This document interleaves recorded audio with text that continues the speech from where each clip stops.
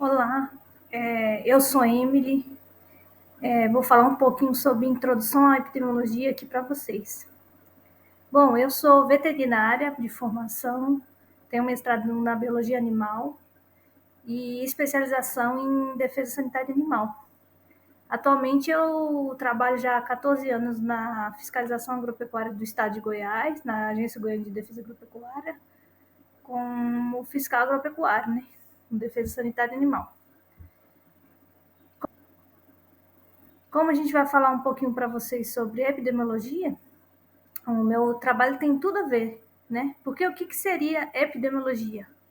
Ep é sobre, demos é população e logos é estudo. São três palavras em latim, né?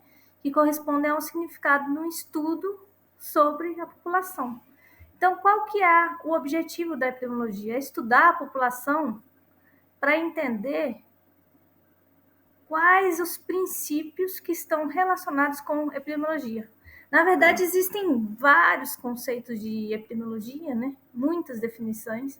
Então, alguns autores descreveram como a história natural das enfermidades, seria a ecologia médica, o estudo de doenças e suas relações com o hospedeiro, o estudo da distribuição e dos determinantes das doenças. Então, existem muitas definições para o estudo da epidemiologia, né? Mas quais seriam os princípios básicos? O princípio básico de se estudar a distribuição de uma doença na população é que existem múltiplos fatores que estão relacionados com o aparecimento dessa doença, né? Então, o que a gente vai fazer com esse estudo epidemiológico? A gente vai identificar esses fatores, dar valor a eles, né? Valorar, e com isso a gente cria experimentos, formas de conseguir entender esse aparecimento dessa doença, né? Como que ela se comporta, quais fatores estão relacionados a essa doença. Então, isso seria o estudo epidemiológico. Bom, qual que é o objetivo então, da epidemiologia? É entender a causa da enfermidade. Então, a gente vai observar padrões locais de ocorrência, né? A história natural da enfermidade, para a gente entender a frequência dessa enfermidade, para a gente entender como que essa doença está progredindo, o que está acontecendo nessa população, né? Então, como seria isso? Vamos dar um exemplo aqui da raiva. A raiva em herbívoros, né, em bovinos, ela está relacionada ao aumento da raiva, lógico, a não vacinação, né, dos animais, mas a presença do morcego hematófago. Então, o que no ambiente desse local, dessa fazenda que está presente esses bovinos que estão tendo um aparecimento, um surto de raiva, um foco de raiva, o que pode ter ali ao redor? Pode ter, além da não vacinação, presença de cavernas de morcego, então precisa ter os abrigos, né? A presença de não vacinação, né? A presença de espoliação de morcego, de picada nos animais. Então, quando a gente vai atuar, tudo é baseado nesse programa de estudo epidemiológico. Então, por exemplo, se mediu qual que seria a distância que esse morcego poderia voar. Então, foi marcada a região do foco, onde foi encontrado o animal positivo.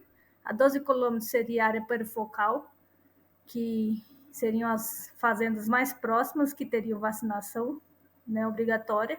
Essa zona de alerta, que seria uma zona de monitoramento, e a zona controlada. Então, por exemplo, a raiva seria um fator determinante morcego, já a faciulose, o caracol. Então, cavernas de morcego. Então, cada doença vai ter um método clínico, que é a própria observação clínica da doença, um método laboratorial, onde você já esgotou a parte clínica de observação e você vai para o laboratório tentar isolar qual é o tipo de vírus, né? Os métodos epidemiológicos, então você vai tentar descrever essa doença, analisar esses dados experimentais que foram coletados, né? Ou até um experimento, né? Pegar um grupo controle, onde você não vai colocar aquele vírus, aquela bactéria, para ver como que ela vai agir naquela população, e um outro grupo, né, que você não colocaria essa doença e veria como aquilo ia se comportar no meio, então, aquilo ia se comportar no meio ambiente, né? Então, existem 3 etapas para esse estudo, né? E diagnosticar a situação, fazer um modelo epidemiológico e uma solução ao problema. Então, esse diagnóstico da situação e o modelo epidemiológico é a forma como você vai conduzir esse experimento para poder chegar a uma resposta, né? Isso vai depender de condições biológicas, condições sociais, de como a gente vive, de organização do ser humano ou dos animais, de entender essa dinâmica social, né? E a estatística para poder entender esse processo mesmo a nível matemático. Então, como histórico da epidemiologia, a gente tem vários pesquisadores, vários médicos, várias pessoas que foram nutrindo aí esse estudo, né? Então, Hipócrates começou dando esses 2 termos, epidêmico e endêmico. Ele começou a visitar residências e entender que existiam doenças que eram da própria região e doenças que viriam de fora. E ele colocou esses 2 conceitos.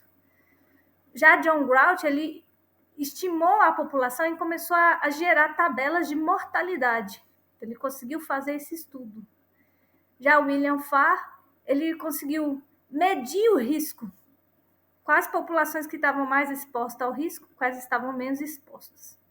No século XIX, o que baseava era a teoria do contágio, ou miasma, né? Que eles não entendiam bem que existiam vírus, bactérias, eles consideravam que existia o contágio dessa substância contaminada aí, mas não entendiam que era um vírus ou bactéria e tal.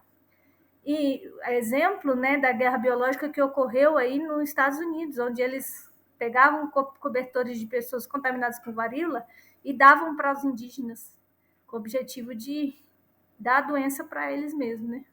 Então, eles entendiam que isso poderia ser feito, né?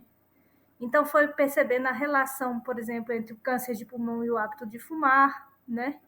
E, enfim, foi evoluindo esse estudo aí com o tempo. Então, a gente tem alguns exemplos históricos, né? Então, a cólera, esse do John Snow, é bem conhecido em Londres, que ele percebeu que a cólera estava relacionada com a água, de onde vinha a água, onde era retirada essa água pela zona de abastecimento de água de Londres, que estava relacionado com a cólera. O Samuel Wells viu a febre puerperal, que mulheres que tinham recém-parido, elas tinham febre, e isso estava relacionado com a higienização das mãos dos enfermeiros que estavam fazendo autópsia ao lado e que iam examinar as mulheres com a mão contaminada. Essa parte do escorbuto e do beriberi foi percebendo que estava relacionado tanto ao escorbuto, que ele percebeu que era o consumo de limão, e ao beriberi a carência de vitamina B1. Isso eram doenças que davam nos navios, né, por falta de vitamina das frutas, né? E aí ele conseguiu identificar o Linde, que a prevenção do escorbuto estava relacionada ao consumo de limão, e o Takane percebeu que se você modificasse a dieta dos marinheiros, você poderia evitar prevenir a doença de beriberi, né? Então a gente tem Então é isso, gente. Eu queria agradecer aí a participação. Como falei, eu trabalho com fiscalização agropecuária, então isso é uma área muito importante na nossa atuação, que é o estudo e identificação desses fatores para a disseminação de doenças, né? Obrigada.